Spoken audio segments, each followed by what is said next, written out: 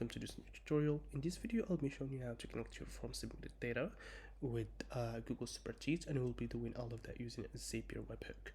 So the process is very simple, and in order to get started, you'll need Google Spreadsheets, and then you need to create a Zapier account, and then you have to set up a trigger and then an action.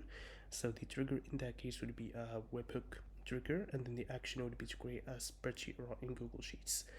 One thing that I would like to point out is that here I'm using HubSpot Form, and I have a special script that enables me to push a data layer event whenever someone submits a form, as well as all the values, the input values that were submitted on the form. So if I type in my first name, last name, and email, and then I hit submit, I will have an event pushed to the data layer, as well as all the info that were submitted on the form itself. So yeah, once we get that part figured, okay, you might need to actually consult with the developer on how to actually do this on your own form.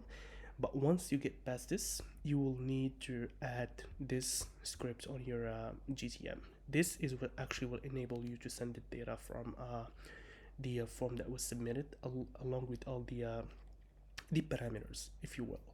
So let's just go back here, and then let's copy this one, and let's make sure. I think I already copied it before, but let's double check, right? As well as the payload. So the payload will be all the information that you want to send over. As for me, for my use case, I'm sending in the first name, last name, email, and the date. This is something that I created locally, but that highly depends on your form and how it looks like. You can obviously include as many parameters as you want.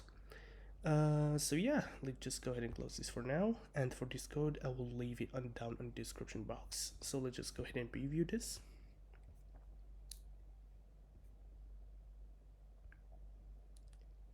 And let's go ahead and fill this out. Let's enter a different email address. Let's do EMG, and let's hit submit.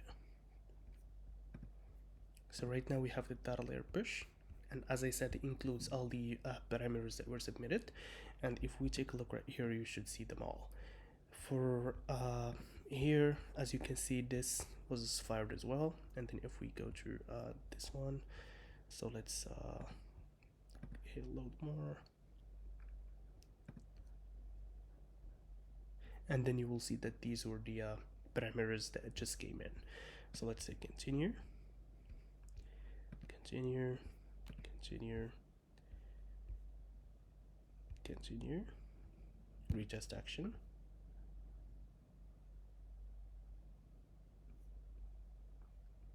So let's go over here.